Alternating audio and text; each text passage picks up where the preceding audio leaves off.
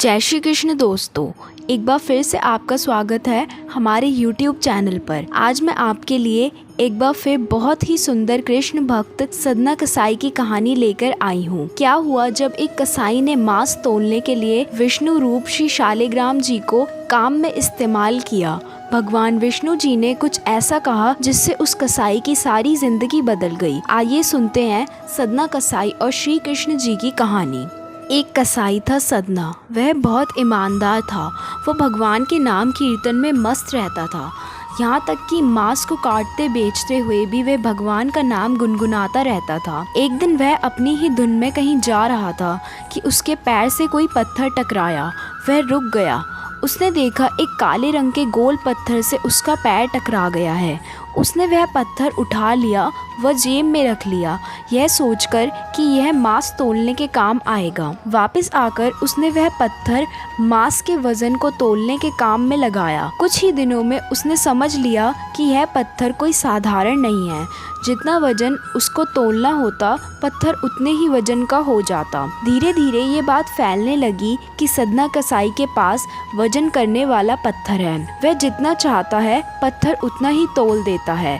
किसी को 1 किलो मांस देना होता तो तराजू में उस पत्थर को एक तरफ डालने पर दूसरी ओर 1 किलो का मांस ही तुलता। अगर किसी को 2 किलो चाहिए हो तो वह पत्थर 2 किलो के भार जितना भारी हो जाता। इस चमत्कार के कारण उसके यहाँ कई लोगों की भीड़ जुटने लगी। भीड़ जुटने के साथ ही सदना की दुकान की बिक्री बढ़ गई। बात एक शुद्ध ब्राह्मण तक भी पहुंची। हालांकि वे ऐसी अशुद्ध जगह पर नहीं जाना चाहता था जहां मांस कटता हो व बिकता हो, किंतु चमत्कारिक पत्थर को देखने की उत्सुकता उसे सदना की दुकान तक खींच लाई। दूर से खड़ा वे सदना कसाई को मीट तोलते देखने लगा। उसने देखा कि कैसे वह पत्थर हर प्रकार के वजन को बराबर तोल रहा था। ध्यान से देखने पर उसके शरीर के रोए खड़े हो गए। भीड़ के छटने के बाद ब्राह्मण सदना कसाई के पास गया। ब्राह्मण को अपनी दुकान में आया देखकर सदना कसाई प्रसन्न भी हुआ और आश्चर्यचकित भी। बड़ी नम्रता से सदना ने ब्राह्मण को बैठने के लिए स्थान दिया और पूछा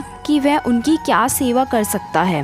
ब्राह्मण बोला, तुम्हारे इस चमत्कारिक पत्थर को देखने के लिए ही मैं तुम्हारी दुकान पर आया हूँ, या यूँ कहे कि ये चमत्कारिक पत्थर ही मुझे खींचकर तुम्हारी दुकान पर ले आया है। बातों ही बातों में उन्होंने सदना कसाई को बताया कि जिसे पत्थर समझकर वो मांस तोल रहा है, वास्तव में वो शालिग्राम जी हैं, जो कि भगवान का स्वरूप होता है। शालिग्राम जी को इस तरह गले कटे मांस के बीच में रखना व उनसे मांस तोलना बहुत बड़ा पाप है। सदना बड़ी ही सरल प्रकृति का भक्त था। ब्राह्मण की बात सुनकर उसे लगा कि अनजाने में मैं तो बहुत बड़ा पाप कर रहा हूँ। क्षमा मांगने के बाद सदना ने वे शालिग्राम उन ब्राह्मण को दे दिया और कहा कि आप तो ब्राह्मण हैं, अतः आप ही इनकी सेवा करके इन्हें प्रसन्न करें। मेरे योग्य कुछ सेवा हो तो मुझे अवश्य बताएं। ब्राह्मण उस शालिग्राम शिला को बहुत सम्मान से घर ले आया। घर आकर उन्होंने शालिग्राम को स्नान करवाया, पंचामृत से अभिषेक किया व पूजा अर्चना आरंभ कर दी।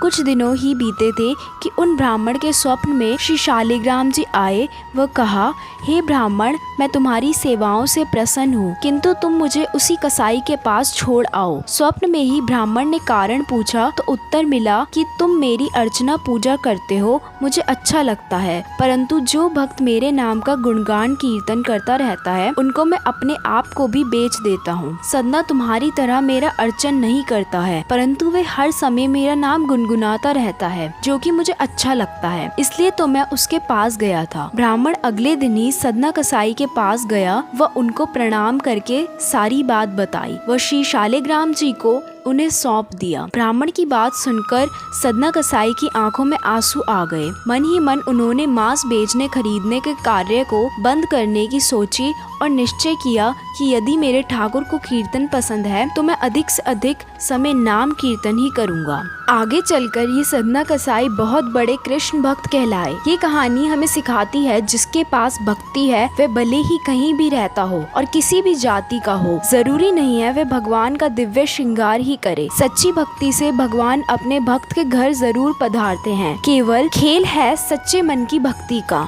इसलिए कहते हैं कि भक्त के वश में है भगवान। अगर आपको हमारी वीडियोस पसंद आती हैं तो चैनल को सब्सक्राइब, लाइक और शेयर करना ना भूलें। दोस्तों, अगर आप भी मेरी तरह श्री कृष्ण के भक्त हैं तो कमेंट में जय श्री कृष्ण लिखना ना भूलें।